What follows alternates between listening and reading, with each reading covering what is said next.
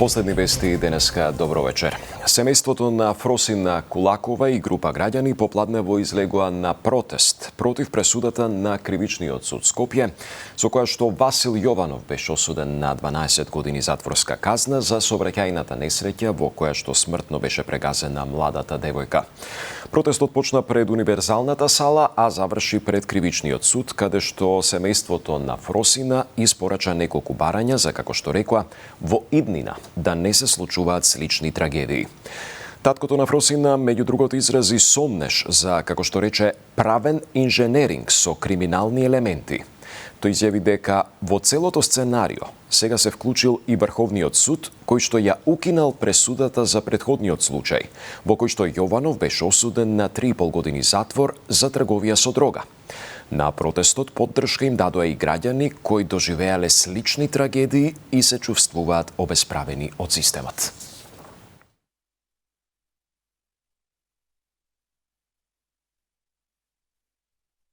Бараме максимална затворска казна за Васо. 20 години без олеснителни околности.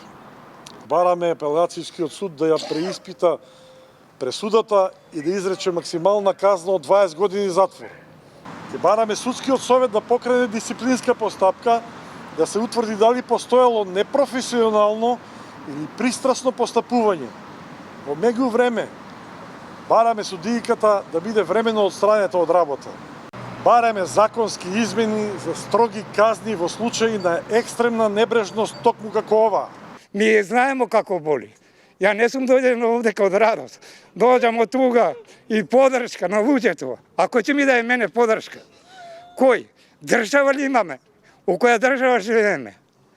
А ако има, ја 3 години платим за Тодора. 3 години платим за правда. Солзе више немам.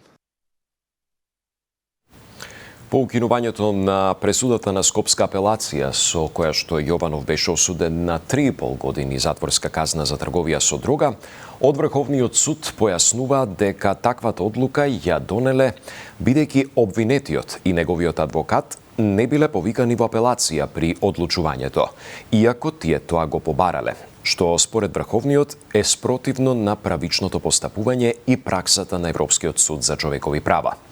Второстепениот суд не може правилно да го испита случајот без директно да го сослуша жалителот и да стекне личен впечаток за него, стои во одлуката на Врховен.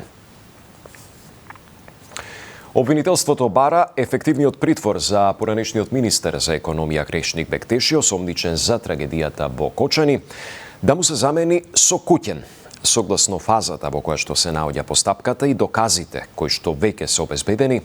Обвинителството до Основниот суд во Кочани достави предлог за замена на претходно определената мерка притвор со мерка куќен притвор за двајца осомничени, поранешен министер и поранешен државен секретар во Министерството за економија. Додека за 18 лица предложено е продолжување на претходно определените мерки притвор и куќен притвор. По предлозите на обвинителството ќе одлучува судот, информираат од Основното јавно обвинителство. Председателот на Европскиот совет Антонио Кошта утре ќе ја посети Македонија во рамките на турнејата низ земјите од Западен Балкан. Премиерот Мицкоски денеска кажа дека на високиот европски дипломат ќе му ги повтори јасните позиции во однос на уставните измени. На следбата со Антонио Кошта ќе ги пренесеме нашите ставови за уставните измени кои не се променети. Ова е пораката која премиерот Мицкоски упати пред посетата на председателот на Европскиот совет на земјава. Според него за сега нема никаков сигнал од бугарска страна дека би имало некаква промена во односот кон Македонија и изрази надеж дека во периодот кој следува фокусот ќе биде ставен на решенија, а не на проблеми. Мицкоски каже и дека на покана на Кошта ќе го придружува на неговиот лет од Скопје до Тирана на состанокот на Европската политичка заедница во Албанија. Нашите ставови се јасни, поврзани со уставните измени, и тука нема промена. Затоа што од другата страна ние не гледаме, барем во овој момент, било каков сигнал дека има промена во однесувањето, односно од страна на нашиот источен сосед. Ја жалам што е тоа така. И се надевам во периодот кој што следи повеќе ќе зборуваме за решенија отколку за проблеми. Кошта, кој уште пред да ја започне турнејата на регионот, порача дека Унијата мора да ја врати до вербата кај земјите од Западен Балкан. Албанија и Црна Гора остануваат предводници на евроинтегративниот пат. Нагласи дека покрај политичкиот консензус, клучно на патот кон членството е одржување на добрососедски односи, особено со земјите членки.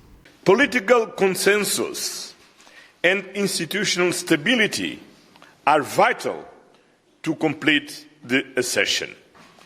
And it is also very important to maintain good neighborly relations and naturally, especially with those countries who are already members of the European Union. This is part of the accession criteria and the prerequisite to membership. Покрај Кошта, Македонија според најавите месецов ќе ја посети и високата представничка за надворешна и безбедносна политика Каја Калас. Пораките од Брисел досега се дека уставните измени и натаму се услов за продолжување на евроинтегративните процеси на земјава, но и дека не може да се дадат гаранции дека потоа нема да следат нови билатерални условувања.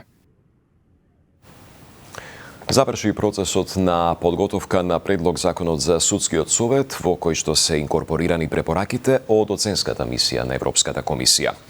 Клучни новини се председателот на советот да биде разрешуван јавно, а се појаснува и терминот истакнат правник и потребните квалификации кои што треба да ги поседуваат кандидатите. Михајло Видимлиски со детали. Прецизирање на постапката за разрешување на председателот и појаснување на терминот истакнат правник се дел од клучните измени кои ги предвидуваат измените на законот за судски совет. По скандалозното разрешување на Дамева, кое подоцна беше поништено од управниот суд, сега се прецизира јасна процедура според која постапката за разрешување може да започне врз основа на образложение од најмалку 4 членови на советот со право на глас, а таа ќе биде јавна и јавноста во никој случај нема да биде исклучена. За разрешување на председателот на судскиот совет потребни ќе бидат 8 гласа, предвидуваат измените. Со поимот истакнат правник пак собранието во иднина за членови ќе може да избере само кандидати кои имаат најмалку 15 години работно искуство во правната професија по положен правосуден испит, или пак универзитетски професори по право со најмалку 7 години работно искуство во наставно научно звање. Секој од кандидатите ќе треба да обезбеди и најмалку 3 препораки. Председателот на судскиот совет Александар Камбовски вели дека се задоволни со дел од решенијата на кои работеше работната група, но со дел и не се согласувале без да образложи конкретно. Со дел од тие решенија се сложувавме, со дел не се сложувавме, дадовме и предлози наши, епилогот кој ќе биде на законов ќе видиме, нели тоа следува. Мислам дека се направи обид еден да се дефинира она што стално е актуелно во јавноста, што е тоа истакнат правник. Мислам дека сега со овој закон до некаде, колку е тоа можно, ќе се успее да се каже што е тоа истакнат правник, односно да се дадат некои критериуми. Задоволни од предложените решенија се и дел од невладините кои учествуваа во работната група, бидејќи оценуваа дека со нив се опфатени најголем дел од препораките на оценската мисија на Европската комисија. Министерството за правда законот го објави на НР каде ќе може да се оставаат забелешки 1 месец, а предлогот е доставен на мислење и до Венецијанската комисија. Тоа беше се. Пријатна вечер.